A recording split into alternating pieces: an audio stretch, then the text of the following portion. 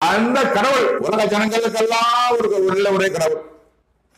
உலகத்திலேயே, இந்தியாவிலேயே, தமிழ்நாட்டிலேயே, விருதுநகர் மாவட்டத்தில், சிவலூர் வட்டத்தில், மம்சாரம் கிராமத்தில், முத்துக்கர்மநாடா தெருவில் உள்ள முன்னாடி இருந்த வெள்ளச்சாமி ஆசிரியர் தங்கசியம்மன் மகனுக்கு 2ஆம் மகனா பிறந்த இந்த சிவன்மூர்த்தி என்ற ஜீவன் மூலமாகத்தான் கடவுள் பேசிக் கொண்டிருக்கிறார். நான் சாதாரண மனிதன் அல்ல.